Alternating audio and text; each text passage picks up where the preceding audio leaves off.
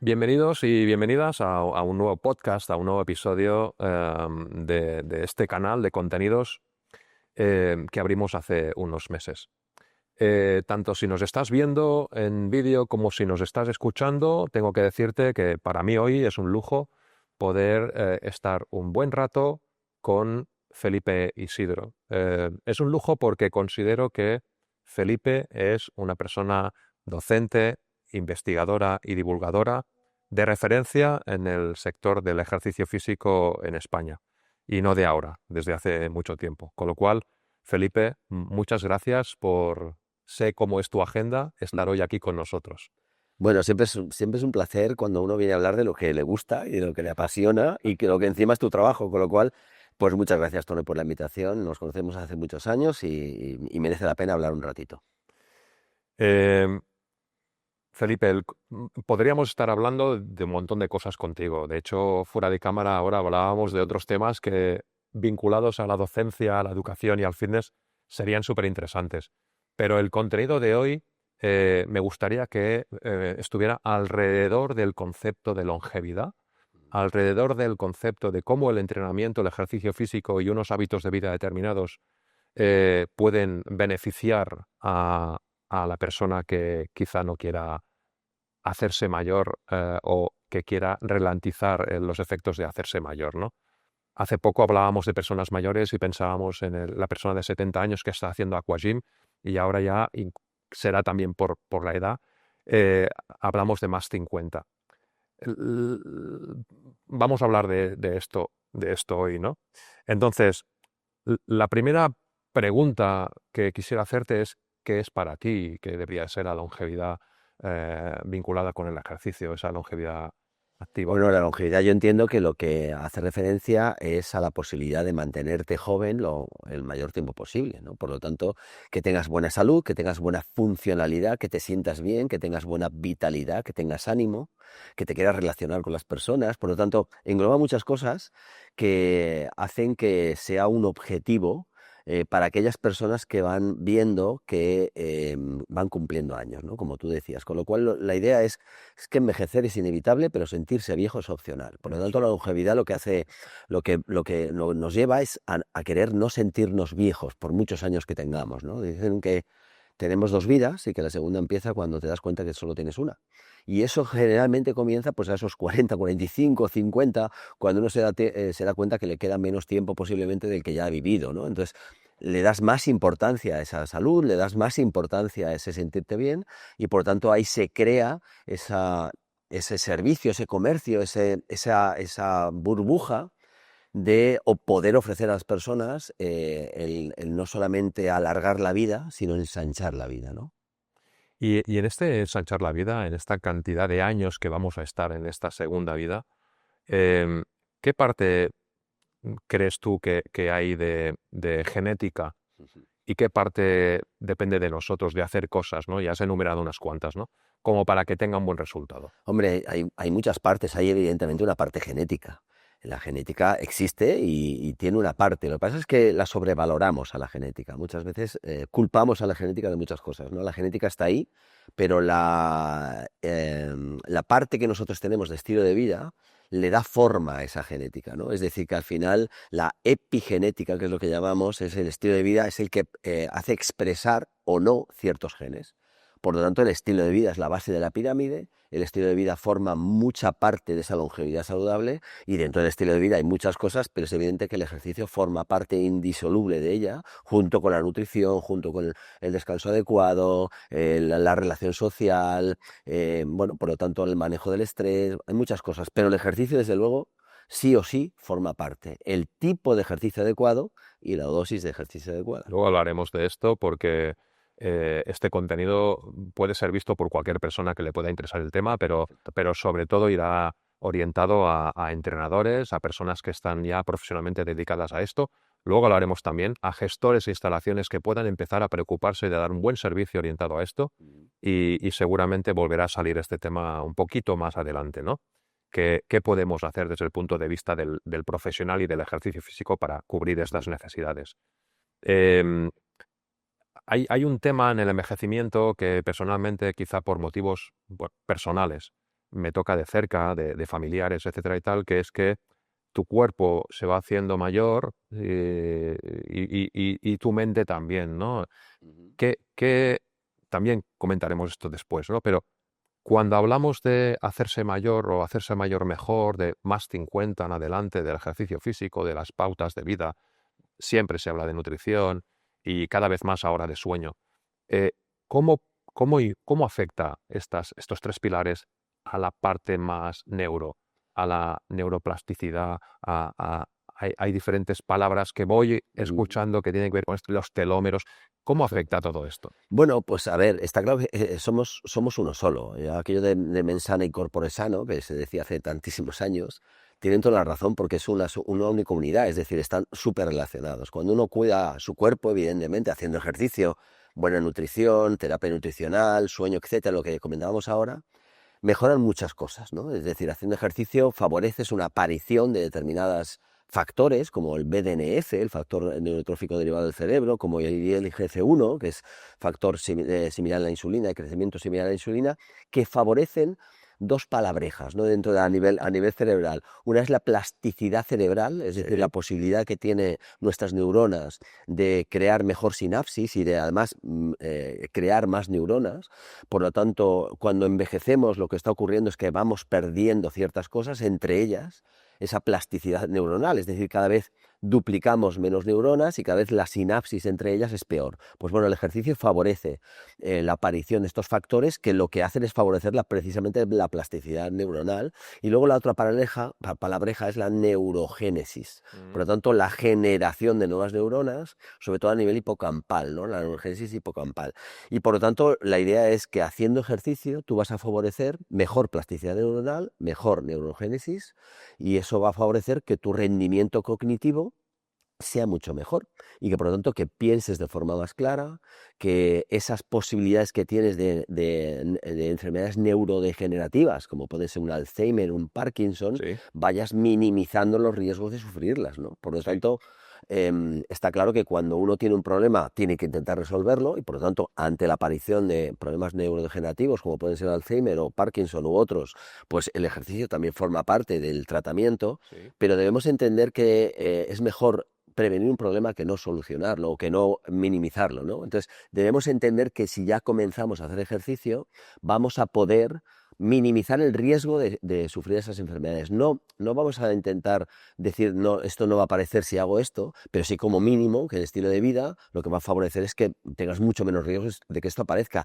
y que mientras no aparezca, tu rendimiento cognitivo, tu soporte emocional, tu forma de pensar se aclara mucho. Es decir, sigues pudiendo tener con 50, 60, 70 años esa plasticidad neuronal que tiene una persona de 30 o de 40, ¿no? Por lo tanto, a eso es lo que nos dirigimos con longevidad. Mantener una cierta velocidad en el pensamiento, seguir, concentrarte en las Sí, cosas, esa agilidad a la poder hora de tener esa responder. agilidad en los Sabes que las diálogos, personas mayores que cuando les hablas les piensan cuesta. lento, responden lento, bueno, y eso pasa también a nivel motriz, ¿no? Van más lentos, de esto hablaremos ahora, pero Sí, la idea es poder conservar esa edad biológica más allá de la edad cronológica, ¿no? Que yo vaya cumpliendo 50, 60, 70, pero que yo biológicamente me encuentre como una persona 20 años menor a nivel te cronológico. preguntaba esto sobre esas experiencias personales por este motivo, ¿no? Vas viendo personas que se están haciendo mayores, que su cuerpo aún es un cuerpo funcional, pero que empieza a ya no ir tan bien,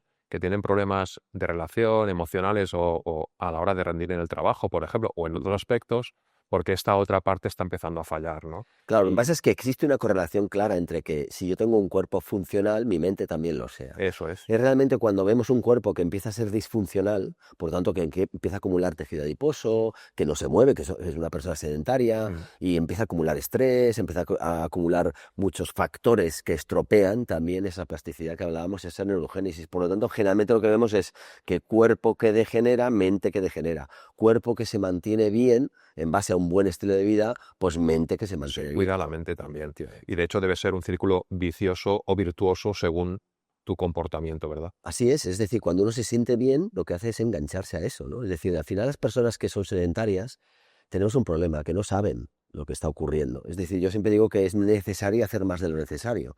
¿Por qué? Porque ahora mismo cuando vivimos, sobre todo los que vivimos en ciudades, prácticamente nuestra necesidad de hacer ejercicio es mínima. Sí. Tenemos coches, tenemos ascensores, tenemos motos. Entonces, ¿tú cómo notas que estás degenerando cuando la necesidad que tienes no te está marcando nada? Por eso desde el mundo del ejercicio yo siempre digo que lo primero que tenemos que hacer es demostrarle a la persona que tenemos delante que está mal. O cómo está, o puede estar bien, pero cómo Sí, está, sí, ¿no? sí. Mediante una prueba funcional. O sea, yo le tengo que hacer una prueba funcional para que enseguida que le haces la prueba te pregunte cómo estoy. Y tú vayas a una tabla normativa y digas, pues mira, para tu edad y tu género, pues estás realmente mal. Estás aquí. Y mal no significa que estés mal en un percentil menos 25, no, ni siquiera en lo normal. Lo normal, me parece que tenemos que normalizar no ser normales. Significa, es decir, el percentil 25 hasta el 75 en cualquier estudio te dice que es la normalidad, pero es que la normalidad me está diciendo que en general la gente está mal, con lo cual la normalidad es que sigan estando mal, ¿no? Y si estuviéramos por debajo del percentil 25 estarías muy mal, estarías fatal. Por lo tanto, tenemos que buscar lo óptimo, ¿no? Lo óptimo es lo que nos lleva a esa longevidad saludable, que cualquier prueba funcional que te hagan, tú estés por encima del percentil 75 en relación a la población. Has dicho dos cosas. Todo lo que dices obviamente me interesa y sabía que sería así, pero has dicho dos cosas que me gustaría remarcar, ¿no? Una tenía relación ante determinadas patologías que has nombrado, como el Alzheimer o el Parkinson, y la necesidad de entrenar y moverse también, entonces, que tiene relación y me retrotrae a conversaciones, por ejemplo, con docentes en cáncer, ejercicio y cáncer, cuando hace un tiempo, justamente ante una enfermedad, quizá la recomendación era no hagas nada, quédate tranquilo, siéntate en la cama, reposo, etcétera y tal, y tú estás diciendo todo lo contrario, justamente todo lo contrario.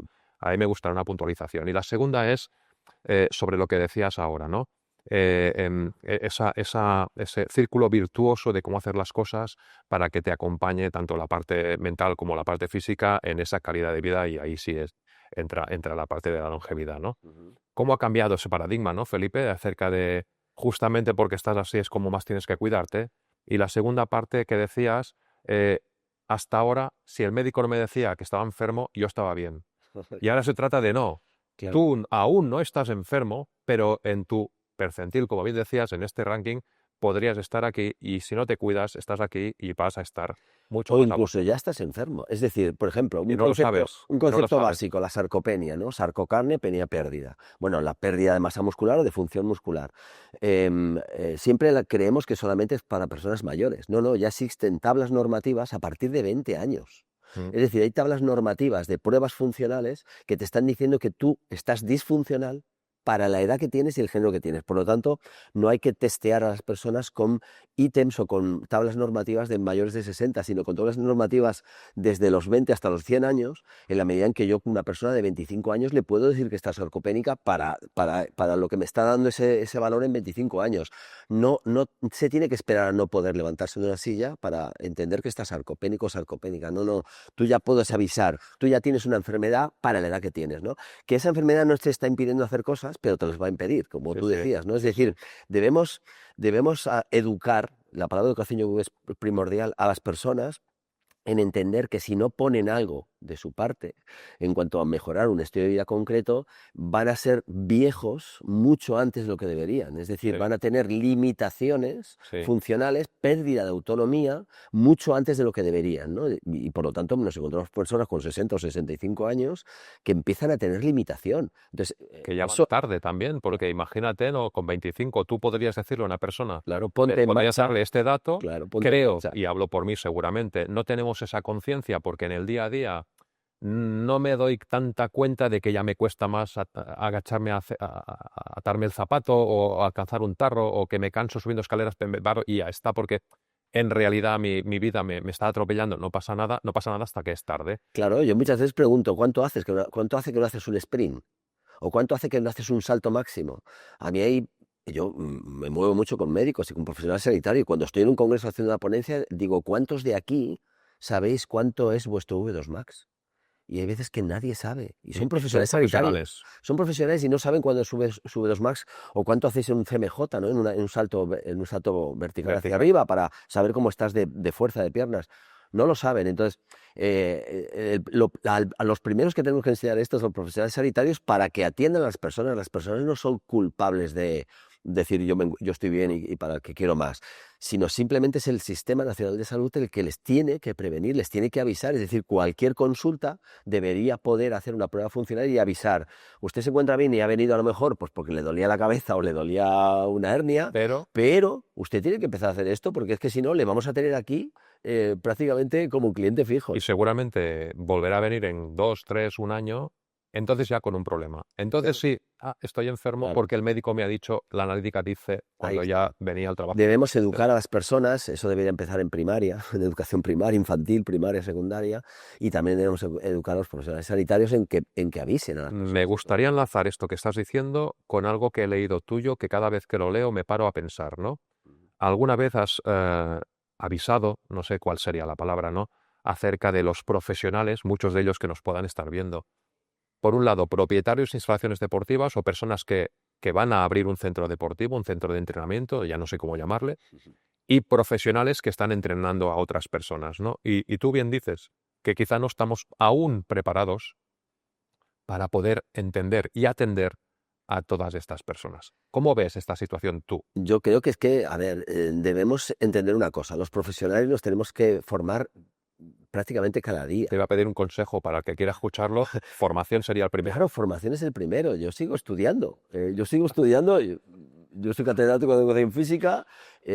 Voy a cumplir 60 años en breve y yo sigo estudiando cada día porque yo siento que necesito todavía seguir formándome y sobre todo seguir formándote en relación a lo que está saliendo. Es decir, la ciencia no para. Es Mm. como una bola que sigue. Entonces, lo que se demostró hace 20 años, ahora se puede estar demostrando otras cosas, ¿no? De hecho, cada vez hay con la inteligencia artificial, con las herramientas tecnológicas, la ciencia está acelerando mucho últimamente. Muchísimo. Entonces hay que estar al tanto de lo que nos están diciendo, porque habrá cosas que no nos cambien nuestro criterio de entrenamiento, ¿no? De las variables de la dosis, pero sí que hay cosas que de repente te surge una conclusión de un estudio que dices, esto yo lo puedo aplicar en mi día a día y puedo cambiar cosas del entrenamiento para mejorar. Por lo tanto, los profesionales del entrenamiento tienen que entender que tienen que formarse porque, primero, tienen que saber de lo que tienen que saber, que es de ejercicio, por lo tanto, tienen que saber de tipos de ejercicio y dosis de ejercicio, más allá de las patologías. O sea, está claro que uno tiene que controlar patologías, pero creo que es un error entender las patologías de formato vertical,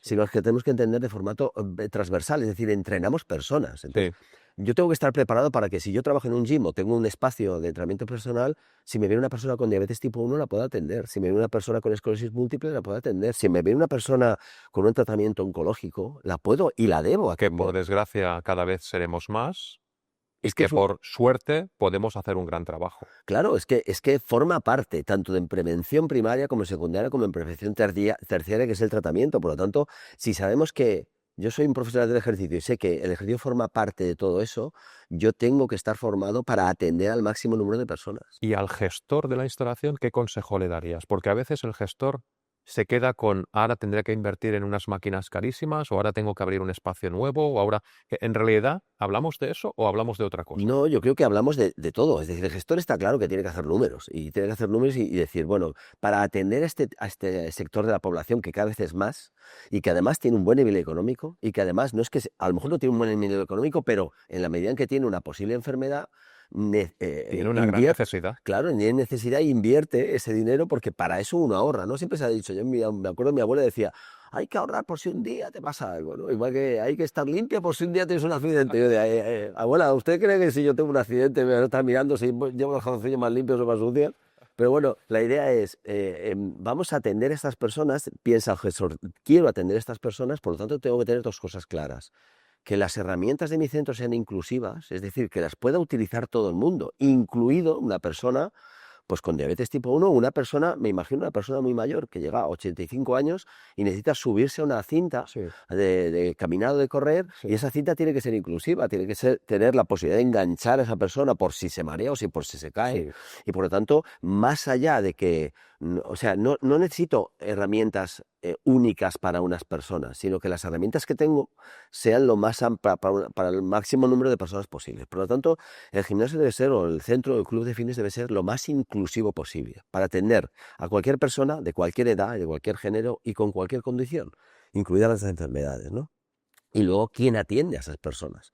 Por lo tanto, no solamente tengo que tener las herramientas inclusivas, sino que el profesional Las esté allí, personas. tiene que ser inclusivo. Inclusivo significa que tiene que tener una formación que le permita atender de una forma adecuada, primero, es decir, ser empático, entender Sí, el problema de las personas, sí. intentar solucionar esos problemas de las personas, y las soluciones solamente llegan si tú tienes conocimiento. Si no tienes conocimiento, tú puedes dar consejos, pero no puedes, no No, puedes prescribir ejercicio, ¿no? Entonces, cuando tú tienes conocimiento de esas síntomas que dan las enfermedades, pues tú puedes atender a esas personas de la forma más óptima posible. los mejores profesionales en cuanto a los que yo conozco, en cuanto a sus resultados, su honestidad en el trabajo y lo que están haciendo, empezaron con una muy buena formación, pero con la inseguridad de cuando se te planta delante una persona y dice, me acaban de decir que tengo cáncer de mama y tengo que empezar a entrenar porque todo irá mejor.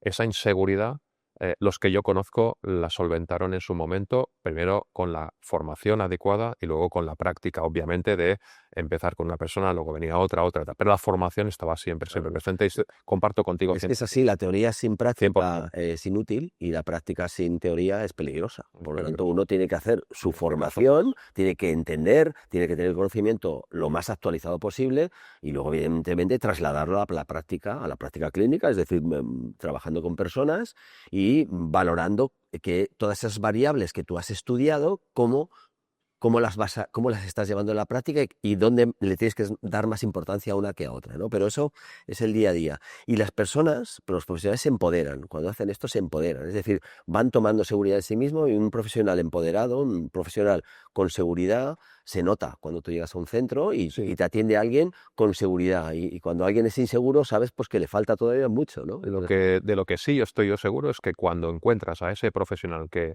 desprende esa seguridad, no te vas. De ahí no te vas. Te vas Claro, a pegar claro. a él como una lapa, sobre todo si tienes un problema y una necesidad tan Y grande. hablabas de los gestores tienen que tener en cuenta eso, es decir, esa maquinaria está claro que se tiene que tener en cuenta, pero ese profesional con valor le tienes que tener en cuenta. Si Sí. tú no le das ese valor y él sabe que tiene valor, se acabará yendo, ¿no? Se Entonces, van. eso es una decisión que tiene que tomar el gestor. Actualmente, pues desgracia, pues para el gestor, muchos acaban montando sus propios centros y eso está pasando ahora. Pero eso pasa en la sanidad. Yo estoy ¿También? todo el día tratando con médicos, ¿no? Entonces Sí, hay médicos pues que se sienten maltratados en la privada y buscan su propia consulta y crean su propio servicio y entonces al final cuando tienes un hospital privado con buenos médicos les tienes que pagar bien a esos médicos para mantenerlos. Si no se te van, es que es de lógica. Por lo tanto, cualquier profesional que trabaje para la salud debemos entender que le ha llevado un tiempo formarse, le ha llevado sí. un dinero Se formarse aporta un gran valor. y por lo tanto eso lo tienes que pagar tú en su servicio, Le ¿no? aporta un Y gran eso valor. es así. Y el que no lo haga, pues bueno, está perdiendo este target.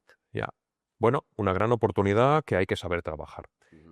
Felipe, hablabas antes de quizá a veces, hace mucho tiempo ya, a veces se ha ido hablando de envejecimiento y se ha entendido ya que comporta la pérdida de fuerza y la pérdida de la sarcopenia, ¿no? Y la diapenia. Y está claro que ese efecto está ahí y me sorprendía cuando decías una persona con 25 ya puede haber entrado en esa fase, ¿no? ¿Qué, qué consejo le darías? O te lo digo al revés, un mito, ¿no? ¿Una persona de 60 puede empezar a entrenar y puede mejorar o ya es tarde? No, hombre, uno tiene toda la vida para hacer cosas.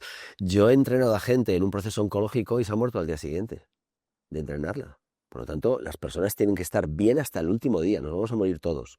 Lamentablemente nos vamos a morir. Y uno cuando piensa en cómo se quiere morir, generalmente las personas sanas pensamos en cómo nos queremos morir. Y las personas enfermas piensan en cómo quieren vivir.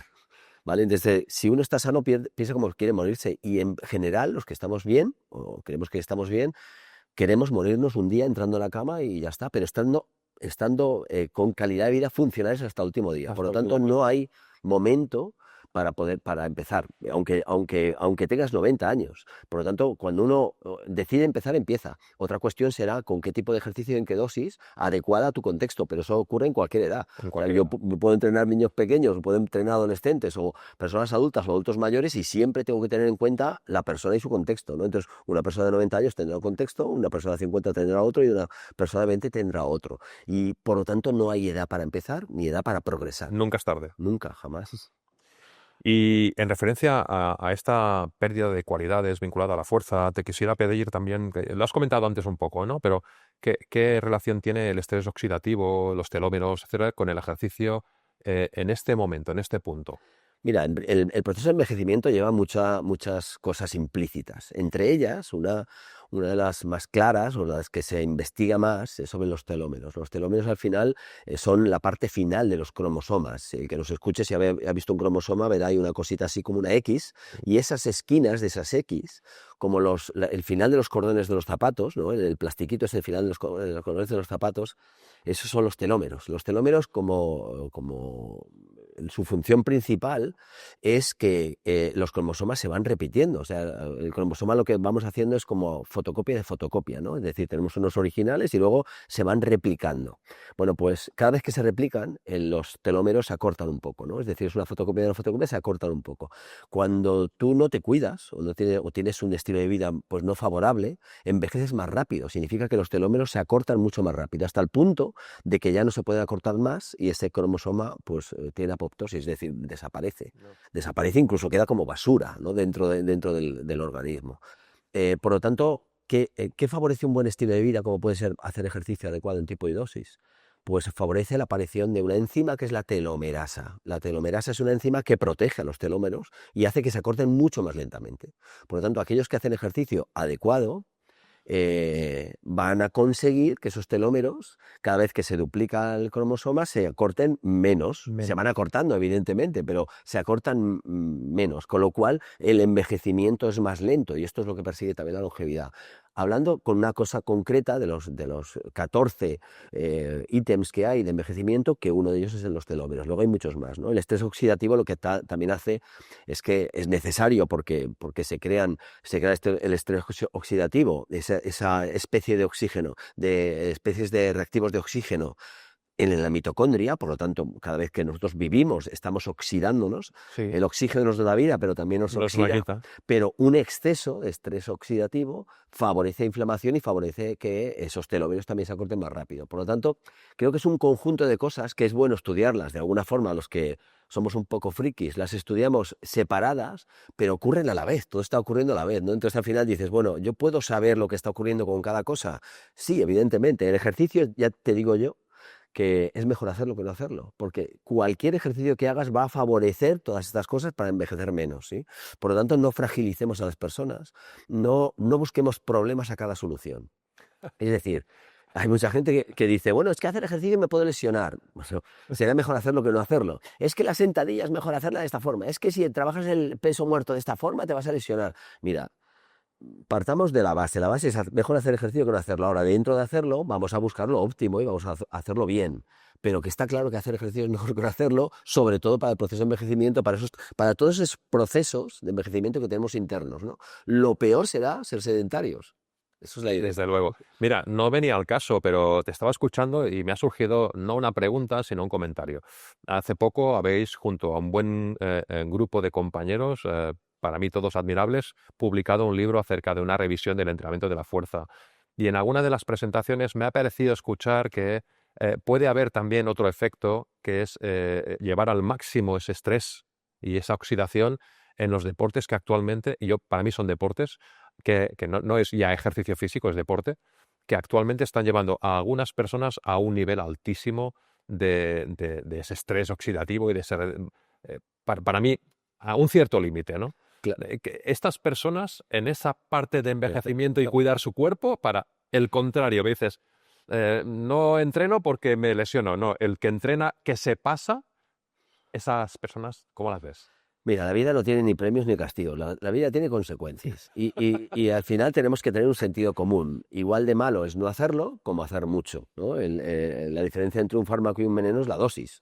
Por lo tanto, claro, si yo me paso de dosis, pues claro que puedo tener efectos deletéreos, ¿no? Y es lo que ocurre. Generalmente el deporte, yo nunca he considerado el deporte, la palabra deporte como salud. Es decir, el deporte al final conlleva un rendimiento y conlleva un mayor riesgo de pasarte de ciertas cosas, ¿no? Entre ellas los umbrales de tolerancia de tejidos, la cantidad de estrés oxidativo que puedas tener. Sobre todo se da en personas que hacen un entrenamiento muy intenso, muy largo. Es decir, al final hay muchas variables del entrenamiento, pero hay dos muy importantes, que son la intensidad y el volumen, ¿no? Sí. Es decir, cuando tú intentas hacer algo muy intenso y encima le quieres meter mucho volumen, aparece algo que es primordial y que tenemos que tener muy claro los profesionales del ejercicio, que es la fatiga. Entonces, la gestión de la fatiga es el kit de muchos entrenos, ¿no? Cuando alguien quiere fatigarse, nos convierte en fatigadores, ¿no? Es decir, los entrenadores, en vez de ser entrenadores, somos fatigadores. Entonces, para fatigar, yo no he estudiado para fatigar a nadie. Yo siempre en la universidad, cuando empiezo, siempre le digo a los alumnos que el más tonto de la clase fatiga a otro. Es decir, que no han venido ahí para fatigar a otro, porque Ya. tú puedes fatigar a alguien que le digas, me empieza a hacer burpees y ya está, y cuando lleve 1 minuto, 2 minutos ya está fatigado. El que alguien se encuentre fatigado no significa nada, es más, le aleja generalmente de la dosis correcta. Eso me Por lo refería. tanto, hay determinados deportes que tienden a buscar esa fatiga, tienden a buscar a ver quién se fatiga menos dentro de. Por ejemplo, pues una maratón, una triatlón, no sé, incluso algo que no es deporte como el CrossFit, el Irox. Lo que buscan es, te voy a fatigar y voy a ver quién llega al primero, quién aguanta mejor esa fatiga o esa resistencia a la fuerza, llámalo como quieras, ¿no? Sí, Esto aleja de la salud. sí. Esto se aleja de la salud. Es Sí, decir, sí, sí, sí. la idea sería. No quería hacer una pregunta para provocar. No, simplemente Quería, es quería que es cierto. justamente. Es que es cierto, porque además las personas que son sedentarias ven precisamente una barrera que es aquella, que es que yo sé que hay mucha gente pues, que está peor que yo estando sedentario. Es que los Sí. dos estáis mal, los que se pasan 3 pueblos y los que se pasan de no hacer nada, ¿no? Por lo tanto, de la vida al final tenemos que tener sentido común y buscar umbrales.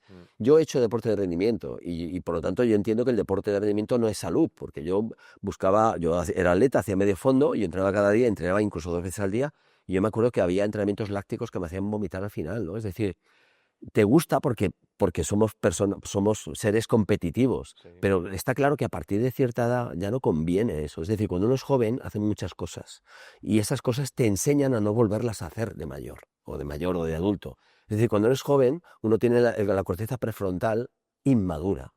Por lo tanto, pues te gusta la noche, te gusta el alcohol, te gustan muchas cosas, porque además es normal, porque de joven tú tienes que sentir eso, ¿no? Para poder aprender. Bueno, pues cuando uno ya, la corteza prefrontal se le madura, te conviertes, no a todos, pero te conviertes en una persona reflexiva y por lo tanto entiendes lo que va bien para tu cuerpo y lo que no. Yo ahora mismo si salgo por la noche, yo no bebo alcohol. Si yo salgo por la noche porque tenga un acto y me acuesto a la 1, tengo resaca al día siguiente. Sin beber alcohol. Sin beber alcohol. Es decir, ¿qué me está diciendo mi cuerpo? Mi cuerpo es sabio y por lo tanto está diciendo, esto no me conviene para mi salud, ¿no? Entonces, yo siempre digo que cuanto más sabio te haces, llega un momento que te mueres, ¿no? Es decir, eres muy sabio hoy, te mueres mañana, pues ya tienes 90 o 100 años, ¿no? Es decir, la vida te enseña muchas cosas. Entonces, eso es lo que queremos trasladar siempre a la gente joven y lamentablemente la gente joven tiene que pasar por esa etapa. Pero por eso estamos hoy hablando de esta longevidad, de este público silver, que ya está en esa segunda vida, que sabe que le queda lo que le queda y que da mucha importancia a la salud y se ha alejado de aquellas locuras que hacía de joven. Y el deporte es una de las locuras del joven, es decir, al final uno tiene que hacer ejercicio en sí mismo sin más motivación que tu propia salud, ¿no? Más allá de que haya una pelota o que haya una competición a ver quién aguanta más durante no sé cuántos kilómetros, ¿no? Que, oye, el que lo haga me parece bien y siempre seguramente será mejor que estar en el sofá, pero yo creo que tenemos que tener sentido común si es que queremos salud y queremos que esa longevidad realmente sea más allá de alargar la vida, que también ensancharla y vivir con calidad de vida, ¿no? Tenemos que entender que hay que hacer el ejercicio porque sí, si no tienes ganas de entrenar, entrena sin ganas. Un día voy a hacer una recopilación. No sé si saldrá un libro de frases Felipe Isidro, porque solo con la reflexión que cada una de tus frases puede provocar, yo creo que ya aprendemos. Seguramente, no sé. Yo al menos hablo por mí, ¿eh? Yo a veces Son geniales. Bueno, son reflexiones, algunas las he oído en algún sitio y otras pues me salen y pretendo, es que al final lo que hacemos los Te hacen docentes pensar mucho. y los divulgadores o investigadores, llamarlo como quieras, porque todo investigador divulga al final, es hacer reflexionar, porque al final yo sé lo que tengo que hacer. Lo consigues. Claro, yo en mi vida yo sé lo que hago y sé lo que hago bien y lo que hago mal, no todo lo hago bien, también hago cosas mal, ¿no? Y yo intento trasladar a las personas, sobre todo a los profesionales, que son los que luego trasladan a otras personas, mediante, llámale frases, llámale ejemplos sencillos, no simples. Algo simple es algo vacío, ¿no? Hacer complejo, lo complejo sencillo, es la forma de llegar a las personas, ¿no? Porque yo puedo empezar a hablar aquí de 1000 palabrotas, igual que yo puedo hacer, no sé, en redes un post y hablar de paniculopatía de hematofibrosclerótica. Y la gente dirá, ¿y eso qué es? Sí. Pues señor, eso es celulitis, ya está. Pues dime celulitis, ¿no? Que lo entenderé. ¿Por qué te digo eso? Porque la forma de divulgar también tiene mucho que ver en cómo llega el mensaje a las personas, ¿no? Entonces, Cuando uno estudia, pues puede estudiar o puede hablar con otro profesional con determinada nomenclatura, pero cuando intentas divulgar, pues tienes que bajar y intentar que el mensaje llegue, que es lo difícil. Mira, a veces creo, y cambiaremos de tema, que hay dos temas que antes de que acabemos quisiera tocar, ¿eh? Pero la virtud que tienes como docente y como divulgador justamente es hacer fácil lo complicadísimo. Y creo que los alumnos en general, de cualquier edad y en cualquier momento, es lo que más valoran. Es una opinión personal y tú lo consigues. Pero eso deberían ser todos los docentes. Es Ya, decir, bueno, yo, claro, a mí es que me ha pasado. Es decir, yo estoy en muchos congresos, ya ahora mismo me dedico básicamente a estar en congresos médicos, ¿no? Y entonces, claro, me quedo a muchas charlas de otros médicos. Y hay algunas que digo, es que no he entendido nada. O sea, ya, y no he entendido nada. Igual que yo no he entendido nada, pues seguramente habrá muchos aquí que no hayan entendido nada. Entonces, yo me he quedado con que este señor sabe mucho, pero no sé lo que ha dicho. pero nada más. Entonces, no se trata de que tú sepas o que te acuerdes de aquel señor, te tienes que acordar de lo que ha dicho aquel Aquel señor. señor. Por lo tanto, cuando uno lanza mensajes, es el mensaje lo importante, no eres tú, sino es el mensaje, ¿no? Y es un poco lo que intento. Mira, esos dos temas que quiero que antes de que acabemos podamos tocar, que tienen relación con la calidad de vida, para mí, tiene relación con la calidad de vida de esa persona más 50 y obviamente puede ir a más. Uno de ellos es la movilidad, mi capacidad de moverme, de hacer Mm. cosas en el espacio, ¿no? Te he oído hablar acerca de cómo deberíamos de adaptar el entrenamiento pensando en ese más 50 y desde luego en adelante en cuanto a la movilidad, a la estabilidad, a las caídas, a la no caída, a saber levantarte del suelo, a prevenir todo eso, ¿no? ¿Qué podemos hacer los profesionales del entrenamiento para cuidar también esta parte? Pues debemos integrar dentro del programa que nosotros diseñemos, nosotros somos diseñadores de programas de entrenamiento. Dentro de esas variables debemos entender que hay determinados riesgos del paciente en función de la edad y de la condición física que tenga y de su contexto, y por lo tanto debemos prevenir. Cuando hablamos de caídas, hablamos de personas que ya han perdido, tienen un déficit funcional de fuerza, y eso atañe también a un déficit de movilidad y de equilibrio. Por lo Mm. tanto, empecemos trabajando lo que tenemos que empezar, sobre todo que es fuerza. Cuando uno le da ganancia de función muscular a una persona, esa persona se empodera, es decir, se encuentra mejor. Por lo tanto, tiene menor riesgo a caerse solo ya por el miedo a caerse. Es decir, el miedo a caerse es una de las cosas que tenemos que trabajar. Y se trabaja primero con la fuerza y evidente también con ejercicio. Con equilibrio. Cuando uno trabaja fuerza y equilibrio, gana movilidad. Mm. Por lo tanto, la movilidad no es otra cosa más que un componente de rango articular, de posibilidad de moverte en el espacio, que viene determinada por la cantidad de fuerza que tengas y evidentemente por el romo, el rango articular que tú puedas conseguir en base a ejercicios también de flexibilidad o de movilidad articular, y también en cuanto al equilibrio, en cuanto a que tú puedas mantener tu centro de gravedad dentro del espacio a pesar de que haya un obstáculo y tú te puedas tropezar. Yo cuando pienso en personas mayores pienso en cómo han ido perdiendo fuerza y en qué tipo de fibra muscular han perdido, ¿no? Es decir, cuando uno pierde fuerza, la fuerza al final es una capacidad que se transforma en función. Es decir, a mí me importa la fuerza aplicada, cómo aplico la fuerza, ¿no? No tanto la dinamometría, que es cuánta fuerza tengo en un antebrazo, que correlaciona con fuerza de piernas, sino cómo puedo yo mover esas piernas y por lo tanto cuando uno pierde fuerza y función muscular, pierde determinadas fibras más rápidas que otras, ¿no? Entonces ahí aparecen las fibras lentas, oxidativas, las que me permiten, por ejemplo, caminar mucho rato, y yo conozco personas pues, que se van a caminar 2 horas sin ningún problema, pero también tenemos fibras rápidas, y las fibras rápidas son las que primero se pierden. Por lo tanto, a partir de los 35 años, de hecho, empezamos a perder fibras rápidas. Perdemos alrededor de entre un 1 y un 3% cada lustro, pero a partir de los 50 se convierte en esa pérdida de cada 5 años se convierte en anual.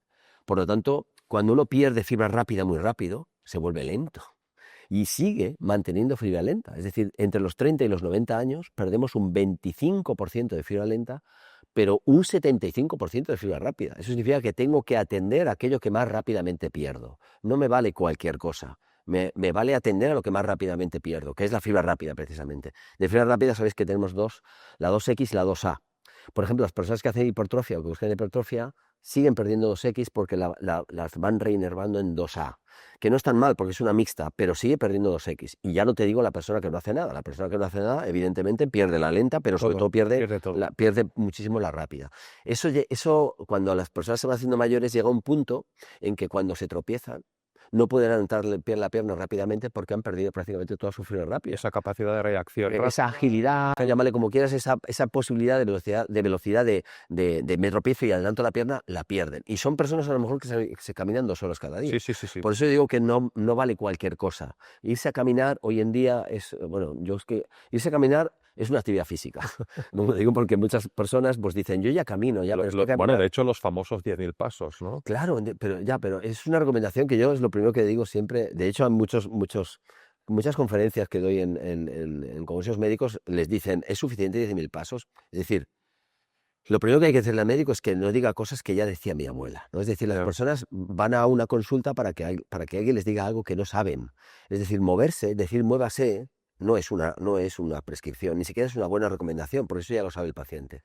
El paciente no se mueve, ninguno nos movemos lo suficiente, creo, en la vida diaria, y yo soy el primero que no hace 10.000 pasos al día. Por lo tanto, soy consciente de que tengo que hacer ejercicio precisamente porque no me puedo mover durante el día, porque la ciudad no me invita, o mi trabajo no me invita, o lo que sea, ¿no? Sí. Por lo tanto, hay que hacer ejercicio, y el ejercicio que tengo que hacer tiene que ser muy concreto, tiene que ser aquel ejercicio que me limite la pérdida del envejecimiento, ¿no? Es decir, y a nivel muscular sabemos que lo primero que se pierde es la fibra rápida, por lo tanto hay que trabajar ese tipo de En cosas. una de las últimas charlas que asistí, tuve la suerte de asistir a escucharte, me cambiaste una creencia que yo tenía acerca de la hipertrofia, el tono muscular, la calidad muscular, etcétera y tal, con lo cual yo pensaba, ¿no? Pues mantén el músculo el máximo tiempo que puedas, la fuerza, pensando en una fuerza pues más la tipo que haces el entrenamiento de hipertrofia, y tú decías todo lo contrario, ¿no? A partir de determinada edad, las primeras repeticiones deberían ser lo más rápidas posibles, y la verdad, a mí me cambiaste completamente el chip. Claro, porque la gente tiene esa idea de la fatiga, ¿no? Es decir, cuando uno busca hipertrofia, tiene que acercarse a la fatiga. Eso lo tenemos claro, es decir, la investigación además ya lo demuestra. Por lo tanto, uno tiende a fatigarse, porque en la medida en que tú haces 10 repeticiones pudiendo hacer 12 o 10 repeticiones pudiendo hacer 11, tú llegas cerca de ese fallo y por lo tanto hay una fatiga, que puede ser mecánica, neural, hay fatiga. Por lo tanto, uno se tiene que fatigar para poder hipertrofiar. Lleva ese sacrificio, ¿no? Sí. Pero cuando uno quiere ganar fuerza, la fuerza y la hipertrofia pueden ir paralelas, pero pueden diverger.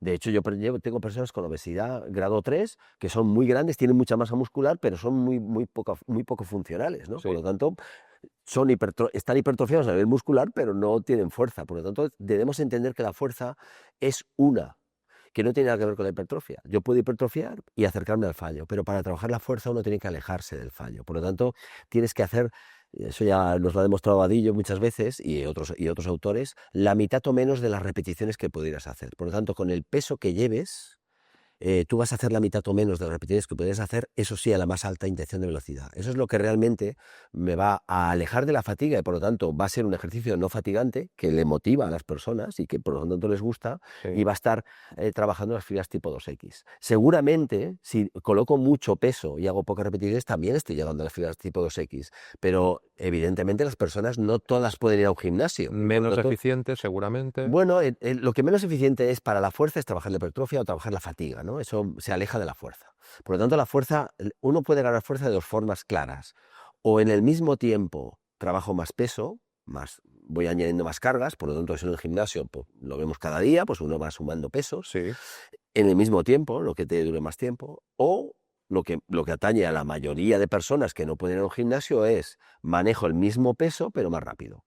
Y son las dos formas de ganar fuerza. Por lo tanto, si uno tiene que manejar su peso corporal, que es lo que manejamos en nuestro día a día, vamos a manejarlo más rápido. Y es lo que nos va a permitir igualmente ganar fuerza. Por lo tanto, si lo entiendo bien, si hablamos de funcionalidad, recomendarías la segunda opción. Yo recomendaría la segunda porque llega a más gente.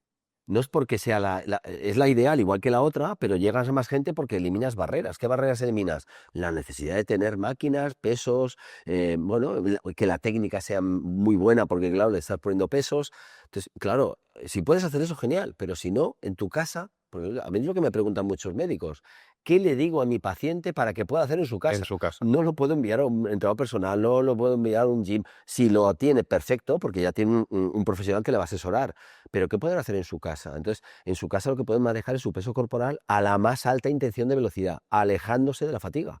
Por lo tanto, si yo puedo levantarme de la silla 15 veces, voy a hacer series de 4 veces, pero lo más rápidamente posible, sobre todo en la parte concéntrica. Y le voy a dejar suficiente tiempo. Por lo tanto, la idea es cambio de paradigma, no nos acerquemos a la fatiga, más no es mejor es mejor. Si yo trabajo con calidad el entreno, con calidad, voy a ganar fuerza. Por lo tanto, mucha gente debe entender que más intensidad no es más fatiga. Mucha gente dice, he hecho un entreno hoy que me he reventado, es decir, estoy fatigadísimo. Un entreno de alta intensidad, te estás equivocando. La alta intensidad significa baja fatiga. En cualquier caso, para tener alta fatiga tienes que hacer baja intensidad. Si yo quiero correr una maratón, Sí. tengo que aplicar menos fuerza en cada zancada para poder aguantar.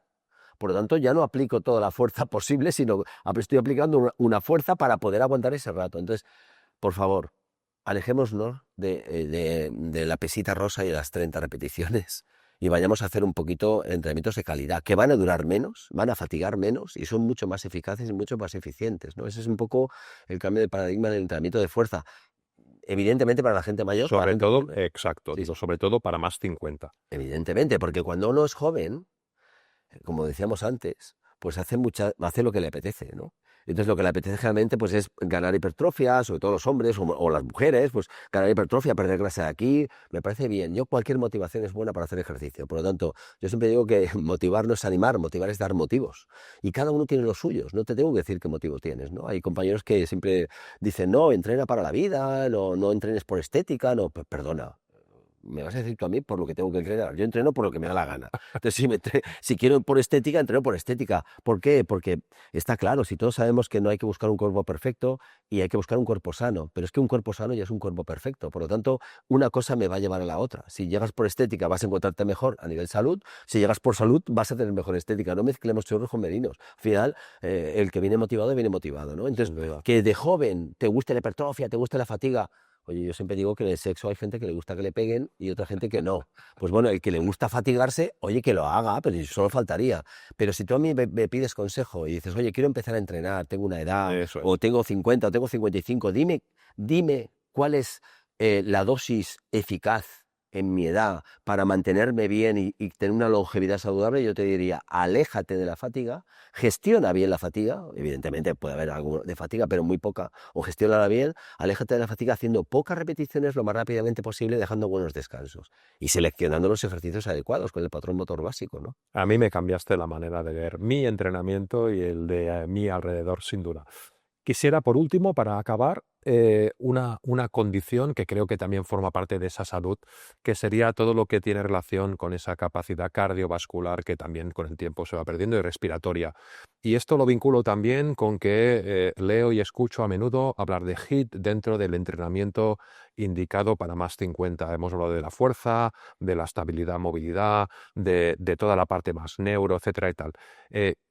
¿Qué consejos puedes dar al profesional, al entrenador, de cómo tratar la capacidad cardiovascular respiratoria, HIIT sí, HIIT no, Mira, cómo, cuánto, está cuándo? claro que estamos hablando mucho de la fuerza y a veces nos quedamos solo con una cosa y olvidamos la otra. Igual que Ahí, hace años se hacía al revés, ¿no? Solamente se daba de cardio y la fuerza era una cosa para cuatro culturistas. eso Entonces, es. está claro que lo que tenemos que hacer es priorizar. Y priorizar la fuerza, vivimos en un planeta de gravedad. Por lo tanto, debemos vencer la gravedad. Hay que priorizar la fuerza. Pero está claro que a medio plazo hay que incorporar el ejercicio cardiovascular por las mejoras de V2 Max que eso tiene, ¿no? Es decir, este ítem de V2 Max lo tenemos que saber todos. Yo sé qué V2 Max tengo y sé qué CMJ tengo. Todo el mundo debería saber qué es lo que hemos dicho al principio. ¿Cómo mejoro este V2 Max? Mira, con fuerza ya se mejora, ¿eh? Por lo tanto, podemos mejorar los más con fuerza, pero debemos incorporar el ejercicio de cardio para tener la dosis adecuada, ¿no? La dosis óptima de ejercicio. Este cardiovascular tiene diferentes posibilidades, métodos de entrenamiento. Uno sería el entrenamiento continuo uniforme, e incluso un continuo variable, es decir, hacer zonas de entrenamiento bajas de intensidad, vamos a llamarle zona 1, zona 2, que el paciente pueda hablar. Es decir, cuando tú puedes hablar, Mm. estás por debajo del primer umbral ventilatorio, por lo tanto tú puedes hablar conversaciones largas y puedes ir haciendo andando o corriendo en función de la condición que tengas. Es decir, una persona con cáncer que viene con un síntoma como fatiga asociada al cáncer, seguramente caminar como ejercicio, con una dosis concreta, le puede funcionar bien, porque de repente empieza a correr y ya le salta ese primer umbral ventilatorio y está en otra zona. Y a lo mejor y puede ser que no me interese en este momento, ¿no? Por lo tanto, la base de la pirámide en cardiorrespiratorio son las zonas bajas, largas, porque es lo que realmente crea más biogénesis mitocondrial, que está sobre todo en las fibras tipo 1, y me mejora ese V2 Max, ¿no? De una forma más sencilla, sin riesgos. ¿Qué ocurre? Aparece el HIIT. ¿Qué es el HIIT? El HIIT es una progresión que, como siempre, viene del rendimiento deportivo, en el cual te dice, puedes conseguir lo mismo en menos tiempo, subiendo la intensidad. Genial para quien tenga poco tiempo, ¿no? Para aquellas personas pues, que no tienen tiempo, pues el HIIT puede considerarse una opción válida. Para aquellas personas que tienen suficiente tiempo, el continuo uniforme puede ser perfectamente adecuado, ¿no? El HIIT consigue lo mismo que la zona 1, zona 2, pero en menos tiempo, por lo tanto puede ser adecuado. En personas, yo tengo que ir el mes que viene a un encuentro anual. Yo pertenezco a la Sociedad Española de Cardiología y vamos a un encuentro anual de unidades de rehabilitación cardíaca. Entonces, yo siempre organizo la mesa de ejercicio. Entonces, de estas unidades encuentro de unidades de rehabilitación cardíaca, ¿no? Y no soy médico, pero bueno, me organizo. Bueno, pues hemos montado precisamente una discusión entre otro compañero y yo. Él va a defender las zona 1, zona 2 y va a defender el HIIT en personas con cardiopatías, ¿no? Por lo tanto, ¿es posible hacerlo? Sí, es posible. Lo que pasa es que tienes que dominar muy bien las variables porque tienes que disminuir el riesgo. El beneficio va a ser el mismo, pero si esa persona realmente tiene poco tiempo o quiere hacer un HIIT porque está en la sala de rehabilitación poco tiempo, pues es posible, pero hay que dominar muy bien las variables. Por lo tanto, cuanto menos conocimiento tengas, recomendación, hazlo más sencillo, que además tiene muy buen objetivo, o sea, tiene muy buenos resultados para el V2+, que es trabajar en zona 1 y zona 2. Si tú tienes menos tiempo y quieres trabajar en intensidad, ponte en manos, como mínimo, de un profesional que te asesore por el riesgo que conlleva, pero cuidado, no fragilicemos a las personas. El auténtico riesgo es no hacerlo. El auténtico riesgo es no hacer nada, ¿eh? O sea, que eso quede claro. Estar en el sofá tiene un riesgo de mortalidad y morbilidad mucho más alto que si haces un HIIT. Por lo tanto, ponte a hacer HIIT, pero para que sea óptimo, pues que controla bien esas variables, ¿no? Entonces, esas variables se pueden controlar perfectamente y hacer un HIIT adecuado, incluso en personas con cardiopatías. Felipe, solo me queda darte las gracias. Creo que podríamos estar horas hablando y no acabaríamos nunca. Me gustaría si pudieras indicar a todas las personas que hayan escuchado o visto este contenido, dónde te pueden encontrar, si quieren saber más de ti, si quieren seguirte. Nosotros dejaremos los enlaces de tus redes sociales, desde luego. ¿Dónde te podemos encontrar? Bueno, yo tengo una página web, porque ya que hice una página web hace 20 años, pues ya puse mi nombre, www.felipesidro.com, y luego también monté una consultoría en su día, y a pesar de seguir dando clases, yo tengo una consultoría donde montamos unidades intrahospitalarias, extrahospitalarias de ejercicio, y se llama physicalexercisehealth.com, ¿no? Es decir, en inglés, ejerciciofísicoysalud.com, y también pues es una web donde vamos colgando cosas, vamos colgando minicursos o cursos. Bueno, es decir, que la gente que me quiera seguir me puede seguir en redes sociales. La verdad que creo que eres uno de los divulgadores que más contenido de valor, sin ningún tipo de interés, compartes desde siempre. A mí me cuesta dinero tener las páginas. Lo sé. Es decir, yo pago Sé el valor. Claro, yo pago la página web, que cuelgo cosas, o sea, ni siquiera tengo una base de datos. Es decir, hay mucha gente que puede hacer su página web, ¿no? y pide los datos a la persona que quiere información, pues para tener esos datos y poder hacer cosas con esos datos. Yo no pido ningún dato. Desde que entre en mi web, ve la web,